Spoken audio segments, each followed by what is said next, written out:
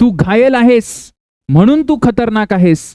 तुला माहितीये स्वप्न तुटणं काय असतं. आठव मागचा 2025चा सीईटीचा पेपर, जेव्हा तुझा कमी स्कोर आला, जेव्हा तुला तुझं कॉलेज नाही मिळालं, त्यावेळेसची ती भावना आठव.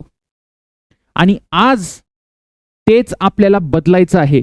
2026 हे आपलं वर्ष आहे, हे ड्रॉपरचं वर्ष आहे.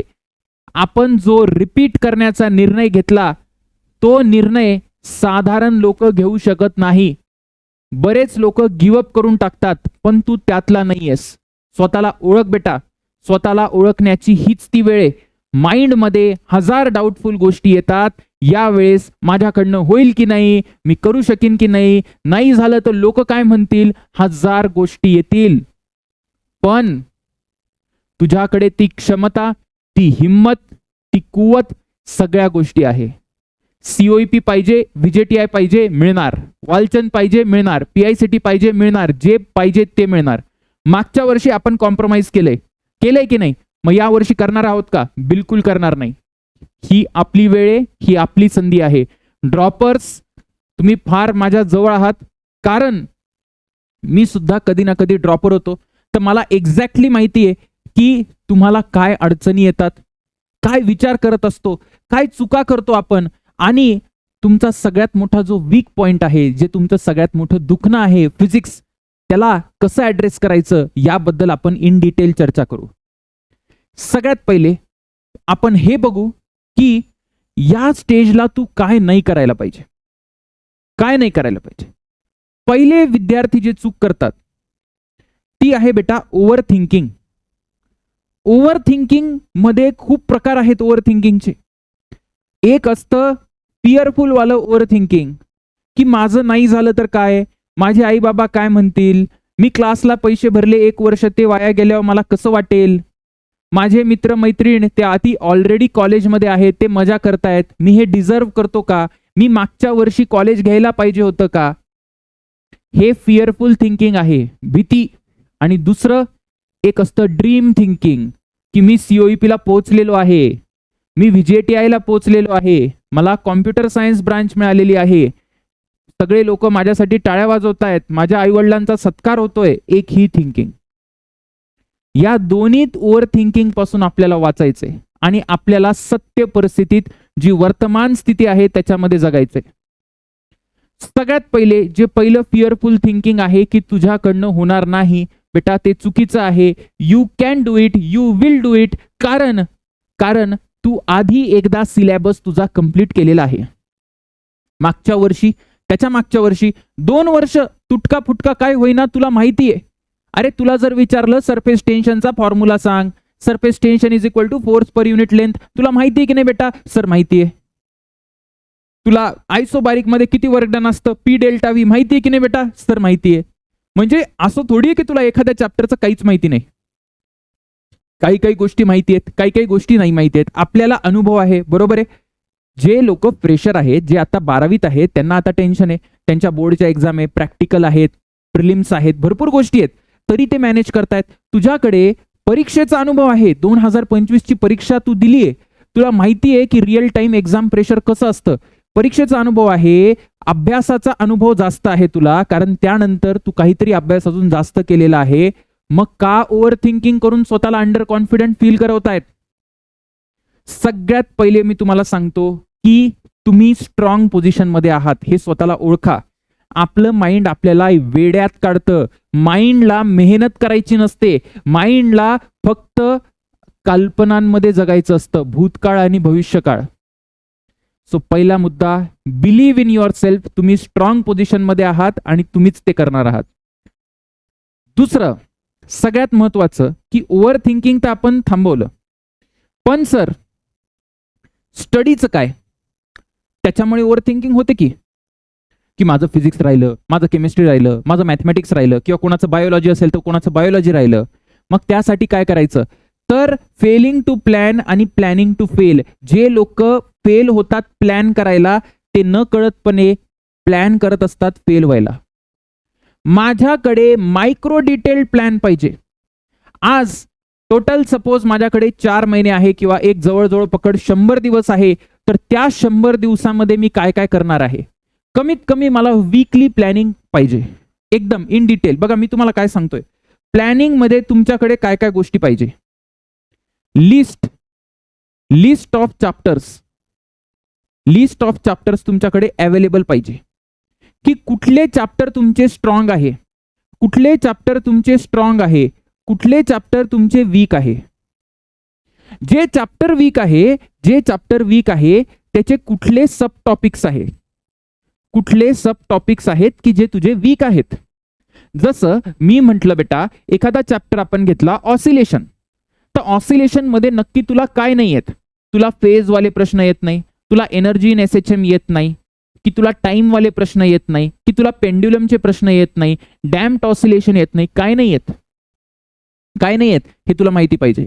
थर्मोडायनामिक्स उचल, काय नाही तुला. कार्नोट इंजिन येतं, तुला फर्स्ट लॉ ऑफ थर्मोडायनामिक्स येतो, तुला आयसोबॅरिक, ॲडियाबॅटिक, आयसोकोरिक, आयसोथर्मल सगळ्या प्रोसेस येतात, ग्राफ येतो, वर्कडन येतं, सगळं येतं का. जर तुला येत असेल किंवा सर मला सगळं येतं पण ते ॲडियाबॅटिक वाले जे क्वेश्चन आहे ना, जिथे PV to the power gamma आहे, त्या प्रश्नांचं कॅल्क्युलेशन जमत नाही, मग ते तुझ्याकडे रेडी पाहिजे. सब टॉपिकची लिस्ट रेडी जेव्हा असशील ना तू, तर तुझ्या डोळ्यासमोर लिस्ट असेल की मला हे कव्हर करायचंय, टॉपिक बाय टॉपिक. आलं लक्षात. सो सगळ्यात पहिले बेटा तुझ्याकडे लिस्ट ऑफ चॅप्टर पाहिजे. नंबर दोन काय, की तुझ्याकडे टार्गेट्स पाहिजे. टार्गेट्स मध्ये काय काय येतं, टार्गेट्स मध्ये की सब्जेक्ट वाईज टार्गेट पाहिजे आणि इथे बेटा टाइम वाईज टार्गेट पाहिजे. म्हणजे मला असं म्हणायचंय की सपोज मी आता फिजिक्स स्टडी करतोय किंवा करतेय, एका आठवड्यात माझं फिजिक्स साठी काय टार्गेट आहे. एका आठवडा म्हणजे टाइम, तुम्हाला टाइमचं पण टार्गेट आहे आणि कुठला सब्जेक्ट करताय त्याचं पण टार्गेट आहे. ठीक आहे, तर हे सगळ्या गोष्टी तुमच्याकडे अवेलेबल पाहिजे. कुठला सब्जेक्ट आहे, किती टाइम तुम्ही त्याला देणार आहात, तुमचे चॅप्टर काय, लिस्ट काय, हे सगळं बेटा प्लॅनिंग असलं पाहिजे. जेव्हा प्लॅनिंग असतं ना, तेव्हा आपण ओव्हर थिंकिंग मध्ये वेळ वाया घालवत नाही. ओव्हर थिंकिंगचं अजून एक कारण आहे ना, की तुझ्याकडे रिकामा वेळ खूप आहे. प्लॅन वगैरे काही नाहीये, रिकामा वेळ आहे म्हणून खूप सारे थॉट्स मनात येतात. सो एकदम तंतोतंत प्लॅनिंग पाहिजे. दुसरी गोष्ट, आपण प्लॅनिंग करतो तर पण कन्सिस्टंट राहत नाही.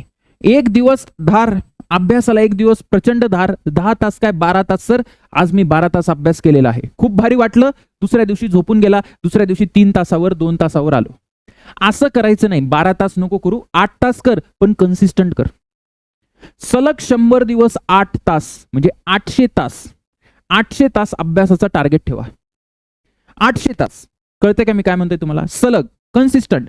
कारण जेव्हा कन्सिस्टंट असतं एखादी गोष्ट, जेव्हा वारंवार, जेव्हा मी रोज फिजिक्स करतोय, रोज केमिस्ट्री करतोय, रोज मॅथ्स करतोय, रोज बायो करतोय, जे काही असेल, तेव्हा वारंवार ते फॉर्म्युले, त्या मेथड्स, त्या कन्सेप्ट, ते कॅल्क्युलेशन डोक्यावर पडतं आणि मग ना ते इम्प्रिंट होतं डोक्यावर, एकदम इम्प्रिंट होतं.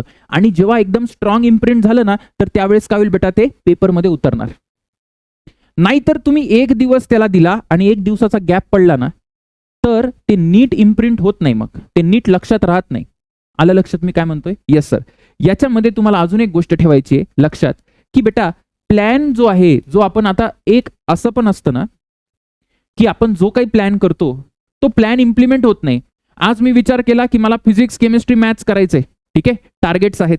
टार्गेट्स कधी पण ठेवताना सब टॉपिक आणि टॉपिकचे ठेवा. नंबर ऑफ आवर्सचे ठेवू नका. साधारण 8-9 तास अभ्यास करा, ते मान्य आहे, पण त्या 8-9 तासामध्ये तुम्ही काय करतायत हे पण तुम्हाला कळालं पाहिजे. जर तुम्ही पूर्ण 8 तास केमिस्ट्री करत बसला, एकच टॉपिक, काय उपयोग आहे. किंवा फिजिक्स करत बसला, एकच टॉपिक, नो यूज. आलं लक्षात. सो जे प्लॅन आपण करतो ना बेटा, तो प्लॅन कधीच 100% इम्प्लिमेंट होत नाही. प्लॅन 100% इम्प्लिमेंट होत नाही. मी किती विचार केला की ते कंप्लीट करायचे, मी 90 पर्यंत जाऊ शकतो, 95 पर्यंत जाऊ शकतो, पण प्लॅन यासाठी नसतो की तो 100% पूर्ण व्हावा. प्लॅन यासाठी असतो की आपण इम्प्रूव्ह व्हावं.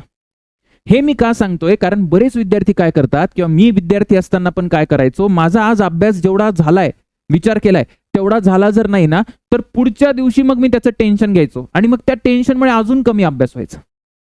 मग हे होता कामा नाही आपल्याबरोबर, हे बिलकुल होता कामा नाही. आलं लक्षात. सो तुम्ही आयडियल करू नका. प्लॅन 100% इम्प्लिमेंट होत नाही. सो कन्सिस्टन्सी ठेवायची, प्लॅनिंग आपल्याला पाहिजे आणि ओव्हर थिंकिंग आपल्याला टाळायचंय. अजून काय सर, टेस्ट पेपरला दांडी मारणे. यापेक्षा मोठा बेटा गुन्हा तुम्ही या वेळेस करू शकत नाही. टेस्ट पेपरमध्ये मला कन्सिस्टन्सी पाहिजे तुझ्याकडनं. सर कन्सिस्टन्सी का पाहिजे टेस्ट पेपरमध्ये? कारण जर तुला टेस्ट करणार नाही तर MHT CET 2024 तुला टेस्ट करेल आणि असा बाहेर फेकेल बेटा परत की मग गडबड होऊन जाणार. आपण कधीच परीक्षेला समोरे जात नाही स्वतःहून. जर तुम्हाला मी म्हटलं की टेस्ट सिरीज वगैरे सगळं बाजूला राहू दे, तुझे पालकांचं पण प्रेशर वगैरे सगळं हटू दे, तू स्वतः कर, कधीच करणार नाही तू. आपण स्वतः परीक्षेला समोर जायला घाबरत असतो कारण आपल्या माइंडला अनकम्फर्टेबल गोष्टी नको असतात. म्हणून तुला स्वतःला थोडीशी हिंमत लावून टेस्टला जायचंय बेटा. टेस्टमध्ये फक्त तुला स्कोर, आपण काय करतो, स्कोर आला तर नाचायचं आणि कमी आला तर रडायचं, तसं नाही. तुला काय करायचंय, टेस्ट पेपरला गेल्यावर एक तर कन्सिस्टन्सी, त्याच्यानंतर बेटा काही गोष्टी बघा, ॲनालिसिस करायचं आहे की तू कुठे चुकला. टेस्ट देऊन हे कळतं की अजून कुठले टॉपिक वीक आहे माझे, कुठले टॉपिक स्ट्रॉंग आहे. ठीक आहे, सो ती लिस्ट जी बनवली ना ती अजून स्ट्रॉंग होत जाते. टेस्टचा अर्थ फक्त मार्क्स पाडणे नव्हे तर स्वतःला प्रिपेअर करणं आहे त्या प्रोसेसमधून. आणि टेस्ट सिरीजच्या मार्क्सला सध्या मनाव घेऊ नका, तुम्ही प्रिपेअर करत राहा शेवटपर्यंत. 100% तुमचा चांगला पर्सेंटाईल येईल आणि देवाच्या कृपेने यावेळेस सीईटीला 2 अटेम्प्ट आहे. तू एकच अटेम्प्ट डोक्यात ठेव, पण बेटा कसलंही प्रेशर घ्यायची गरज नाहीये, यश तुझंच आहे. सर तुला ॲनालिसिस करायचं आहे, किती चुकलं, काय आहे, टाइम मॅनेजमेंट कसं आहे हे बघा. दुसरी गोष्ट अशी की पेपर देताना आपल्या सिली मिस्टेक होत असतात, है ना, भरपूर सिली मिस्टेक होतात.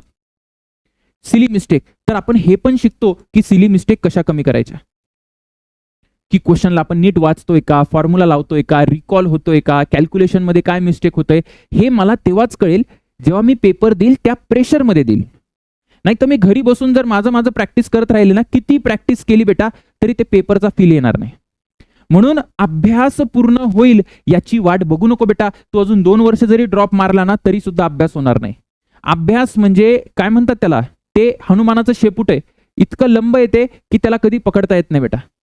आलं लक्षात मी काय म्हणायचं प्रयत्न करतोय? येस सर, आलंय लक्षात.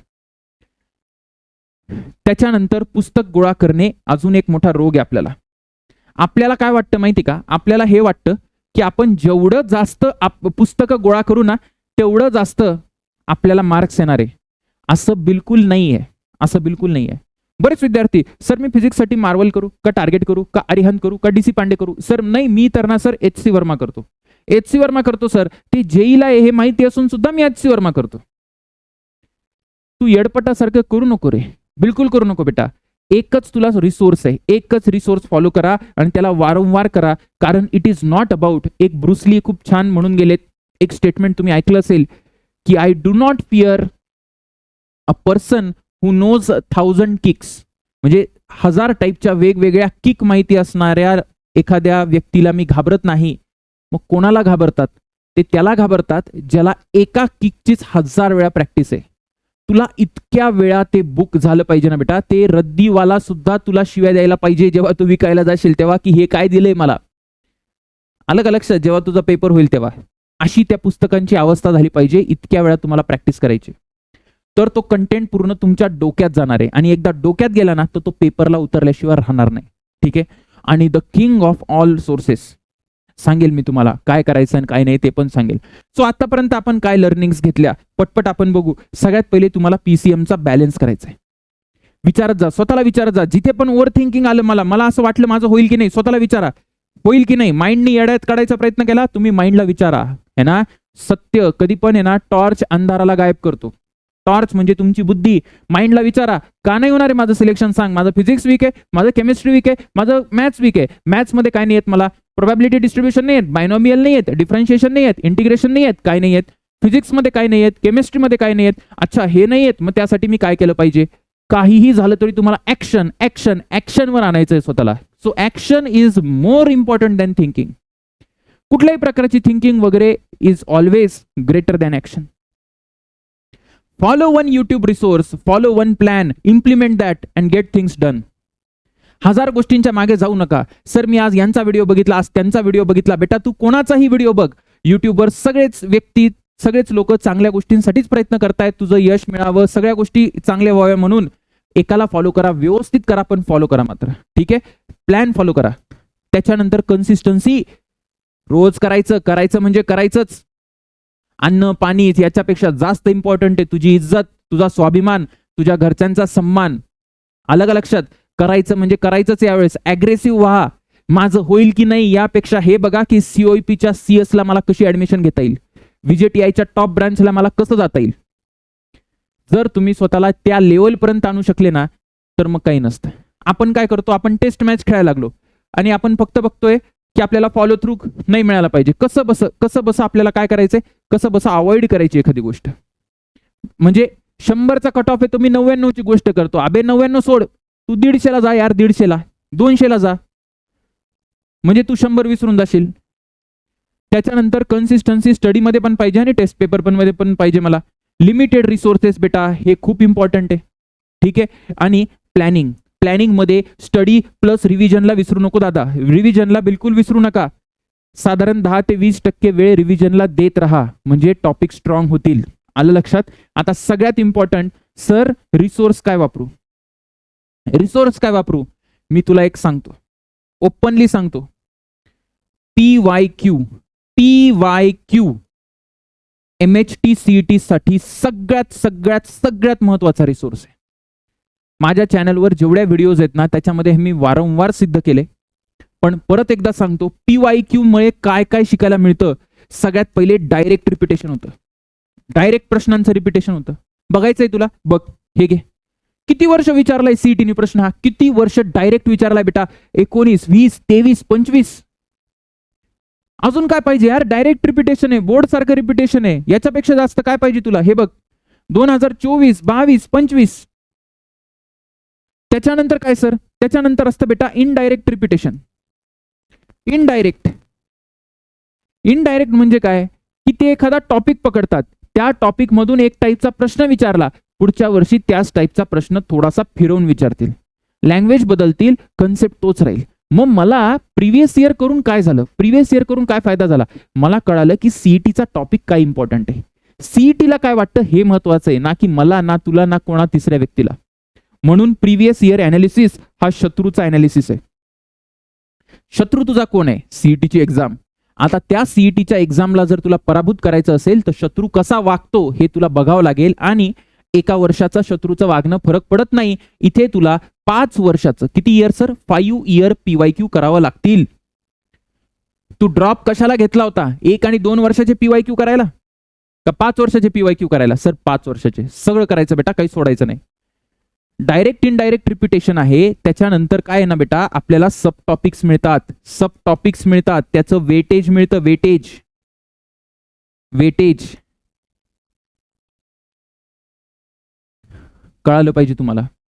आलं का लक्षात मी काय म्हणतोय तुम्हाला?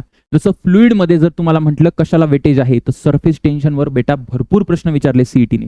Surface tension, surface area, surface energy, हे ना लिक्विड ड्रॉप मर्ज झाले तर काय होतात त्याचा फॉर्म्युला तुला पाठ आहे का? थर्मोडायनेमिक्स मध्ये पण बघा, थर्मोडायनेमिक्स मध्ये की आयसोबॅरिक प्रोसेस मध्ये what fraction of energy, what fraction of total heat is used as an internal energy. Formula माहिती का तुला? काय फॉर्म्युला असतो सांग बरं?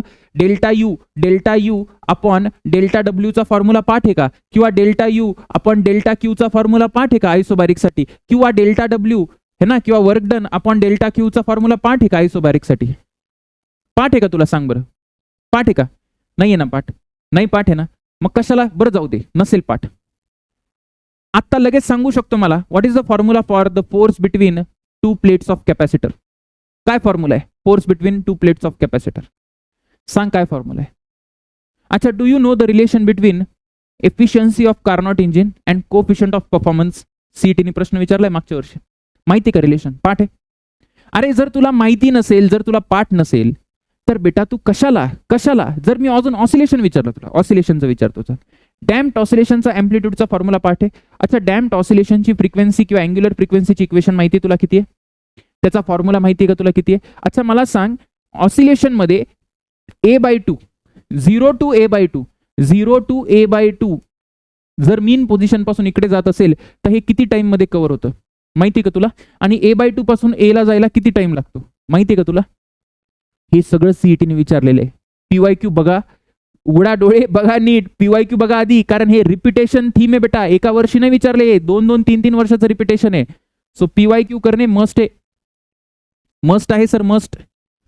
आलं का लक्षात? हे बघा, हे वन ऑफ द एक्झाम्पल आहे.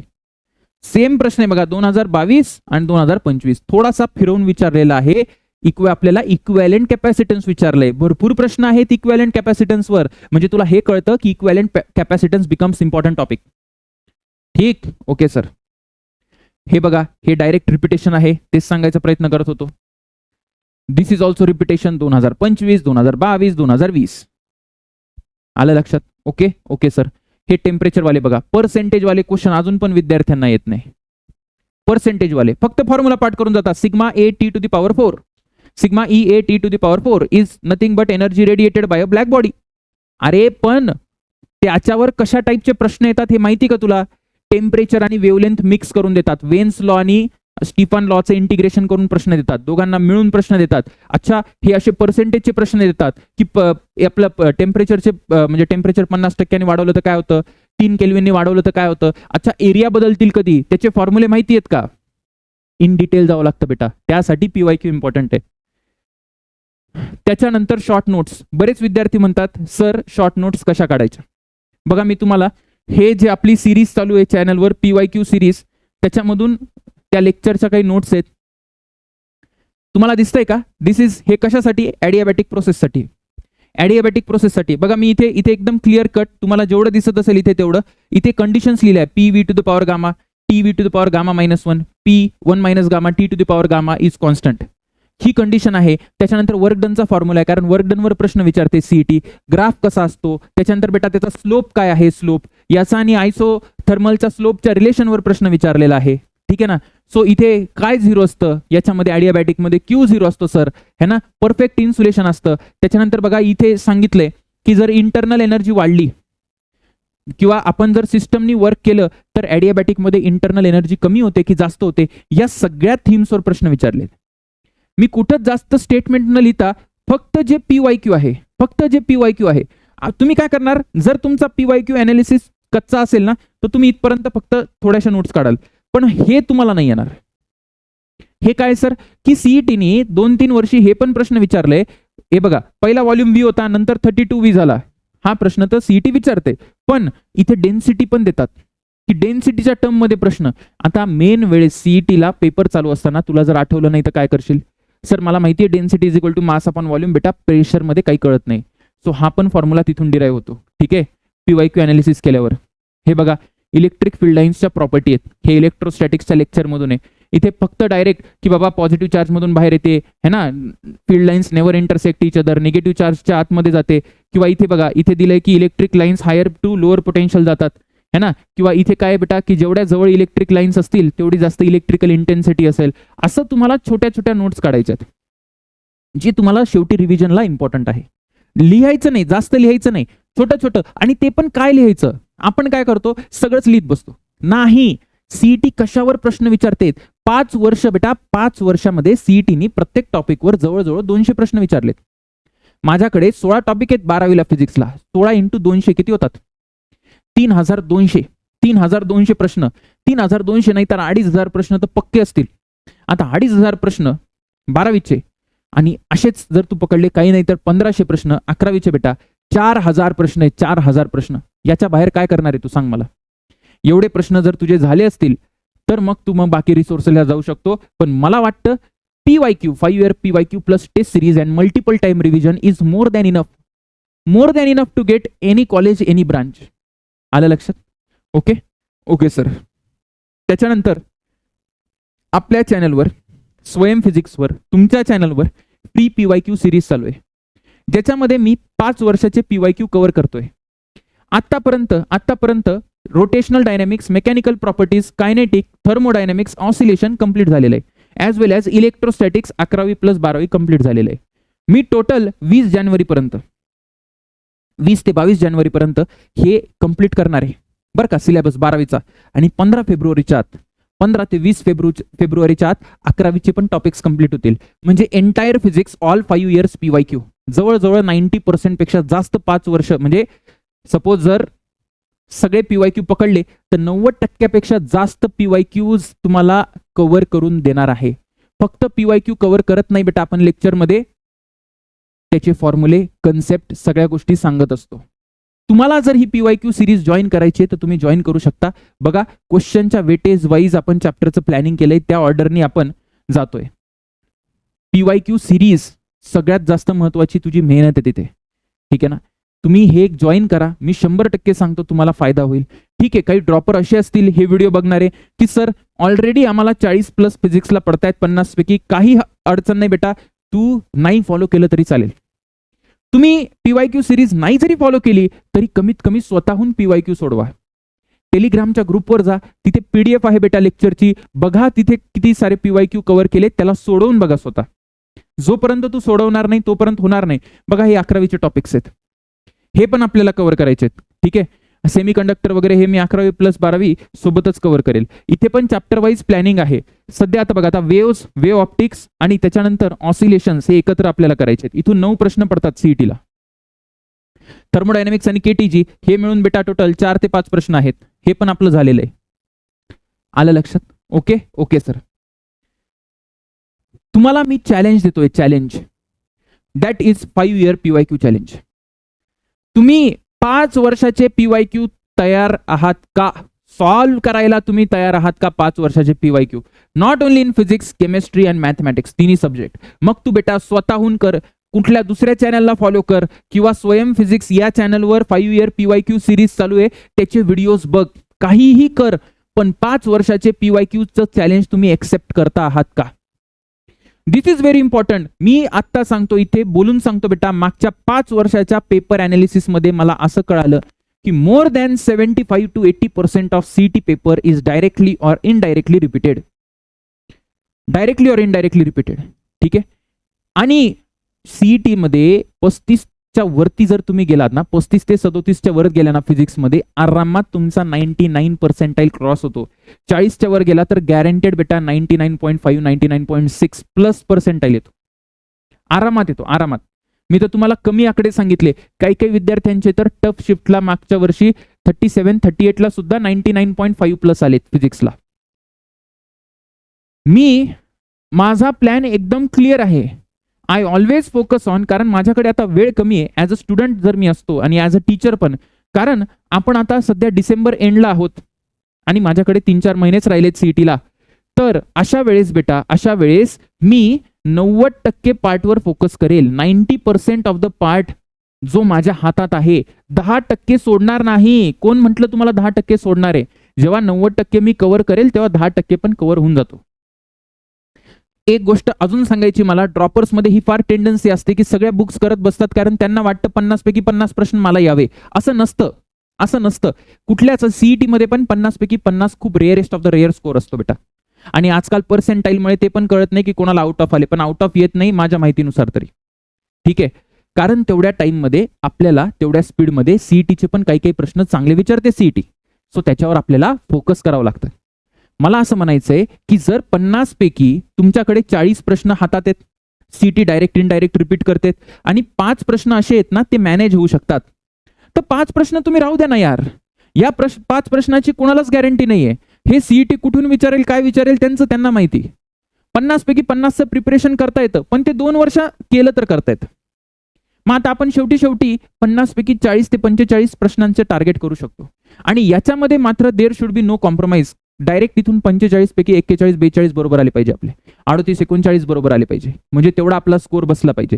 तेवढं जरी झालं ना बेटा, 99.5 पर्सेंटाईल प्लस तुला फिजिक्समध्ये आहे. मिळतंय की तुला COEP VJTI वगैरे मिळतंय ना, का नाही मिळत? आलं लक्षात? सो मला कमिटमेंट पाहिजे. Are you ready for the 5 year PYQ challenge? जर तुम्ही एक्सेप्ट करत असाल 5 इयर PYQ चॅलेंज तर खाली लिहा चॅलेंज एक्सेप्टेड. कारण मी कुठल्याही परिस्थितीत 15 फेब्रुवारी पर्यंत 11वी आणि 12वीचा सिलेबस कव्हर करणार आहे. विषय आता तुमचा आहे की तुम्ही ते कव्हर करता आहात की नाही. All the best.